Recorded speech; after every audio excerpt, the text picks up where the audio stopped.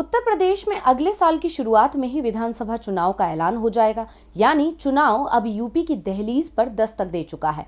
अब चुनाव नजदीक आ रहे हैं और सत्ताधारी पार्टी की रातों की नींद उड़ गई है। भले ही पार्टी जोर शोर से दावा कर रही है कि वो सत्ता में वापसी करेगी, लेकिन पार्टी के अंदर हलचल मची हुई है और वो हलचल है हार के डर से। ऐसा इसलिए क्योंकि पार्टी से लगभग सभी वर्ग नाराज चल रहे हैं। इसीलिए भारतीय जनता पार्टी के सामने अब दुविधा है कि वो नाराज जनता को कैसे मनाए। नमस्कार, मैं अंशिता श्रीवास्तव हाजिर हूं स्पेशल रिपोर्ट के साथ।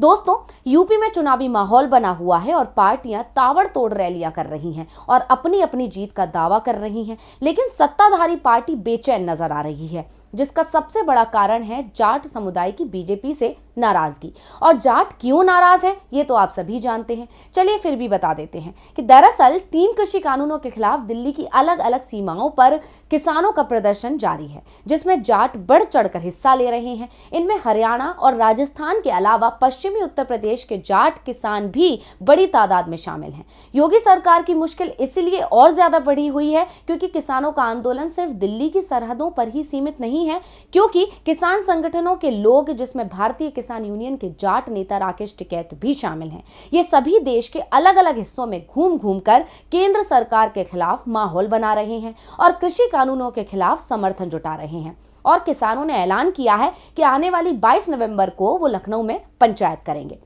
जिससे योगी सरकार की टेंशन बढ़ी हुई है। क्योंकि 5 सितंबर को मुजफ्फरनगर में किसान महापंचायत हुई थी, जिसमें भारी संख्या में जाट पहुंचे थे और उस पंचायत के बाद से परिस्थितियां तेजी से बदली। उस महापंचायत में किसान नेताओं ने खुलकर बीजेपी की आलोचना की थी, तो अब दोबारा से पंचायत होने वाली है। जाहिर है उसका चुनावों पर भी असर पड़ेगा। अब क्योंकि चुनाव नजदीक आ रहे हैं और बीजेपी के खिलाफ जाटों की नाराजगी बढ़ती जा रही है, ऐसे में जाटों को साधने के लिए बीजेपी जाट बहुल इलाकों में होने वाले नुकसान की भरपाई करने का रास्ता भी तलाश रही है।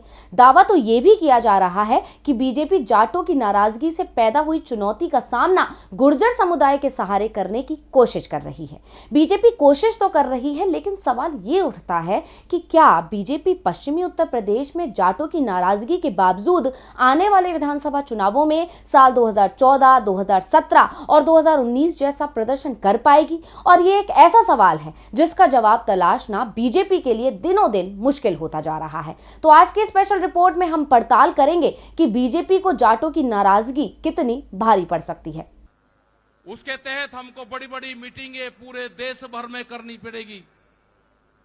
अब ये मिशन खाली मिशन उत्तर प्रदेश और ये नहीं उत्तराखंड, मिशन होगा संयुक्त मोर्चे का देश बचाने का। ये देश बचेगा, ये संविधान बचेगा। आज लड़ाई उस मुकाम पर आ गई कि देश के जो नौजवान हैं, जो 14 करोड़ लोग जो बेरोजगार हमारे साथी, हमारे बच्चे हुए हैं, यह आंदोलन उनके कंधों पे है।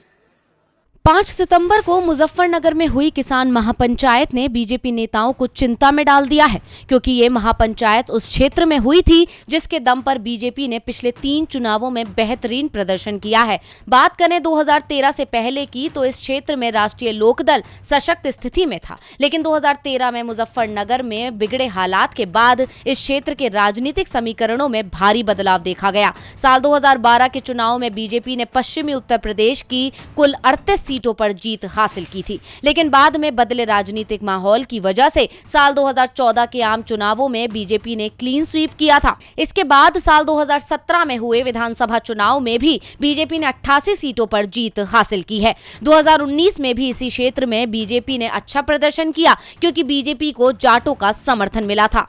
मुजफ्फरनगर दंगों से पहले तक यहां चौधरी अजीत सिंह की पार्टी आरएलडी का बोलबाला था, लेकिन दंगों से पहले सपा सरकार की पश्चिमी उत्तर प्रदेश के प्रति बेरुखी और सांप्रदायिक ध्रुवीकरण का सबसे ज्यादा फायदा बीजेपी को मिला। लेकिन इस बार जाट समुदाय बीजेपी से नाराज नजर आ रहा है, लेकिन पिछले 2 सालों से जाट समुदाय धीरे धीरे बीजेपी से दूर हटता दिख रहा है।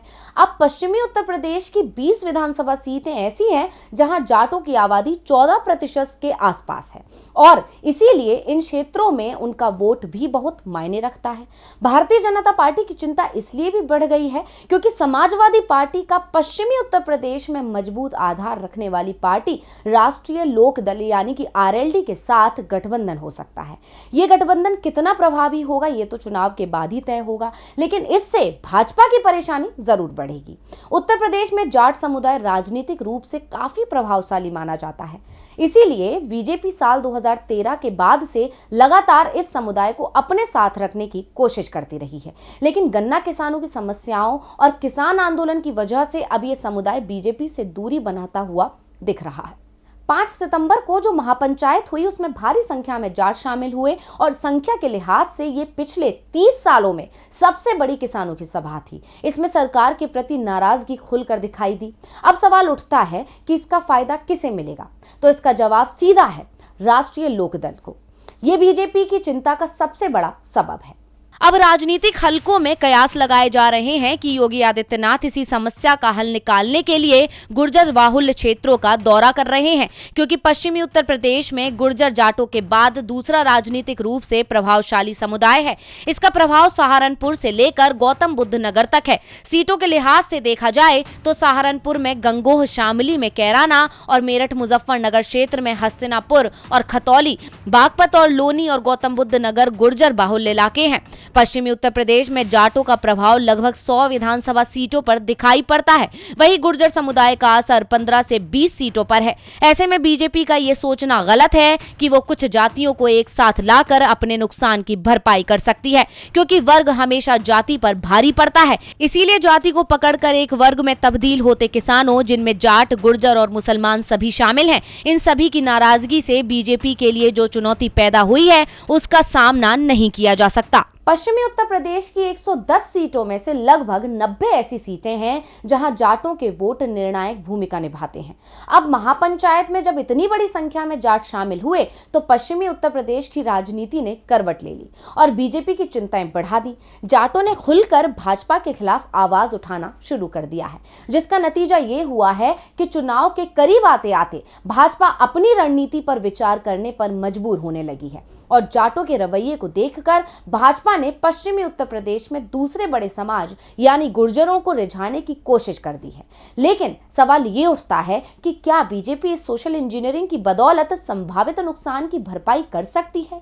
बीजेपी पश्चिमी उत्तर प्रदेश में जाटों को छोड़कर अन्य जातियों को एक साथ लाने की कोशिशें कर रही है। इसके साथ ही बीजेपी इस बार जाटा समुदाय में भी सेंध मारने की कोशिश कर सकती है। तो ये कोशिश तो है, लेकिन ये करना इतना आसान नहीं होगा, क्योंकि गुर्जर के प्रभाव वाली सीटों पर जीत की गुंजाइश जितनी बीजेपी की है उतनी ही सपा आरएलडी के गुर्जर उम्मीदवार की होगी। कई सीटें तो ऐसी हैं जहां गुर्जर ज्यादा संख्या में हैं, लेकिन अगर मुसलमान और जाट एक तरफा वोट दे दें तो गुर्जर उम्मीदवार को जीतने में दिक्कत होगी। ऐसे में यह कहा जा सकता है कि बीजेपी अपनी ओर से कोशिशें तो कर रही है, लेकिन ये कोशिशें कितनी सफल होंगी ये कहना मुश्किल है। अंदर से डरी हुई बीजेपी बाहर सब कुछ ठीक दिखाने की कोशिश कर रही है और ये बीजेपी कार्यकर्ताओं के बयानों से साफ जाहिर भी हो रहा है। पश्चिमी उत्तर प्रदेश में भाजपा के संगठन से जुड़े लोगों का कहना है कि वो जाट समुदाय के लोगों से बातचीत के दौर में हैं। वो ये भी दावा कर रहे हैं कि मामला सुलझा लिया जाएगा, लेकिन हालात यही इशारा करते हैं कि बीजेपी के लिए जाट समुदाय एक चुनौती बना हुआ है, क्योंकि जब जाट समुदाय बीजेपी के साथ आया तभी बीजेपी को फायदा मिला। मतलब सभी आंकड़ों को देखकर कहा जा सकता है कि जाटों की बीजेपी से दूरी पड़ेगी योगी सरकार पर भारी।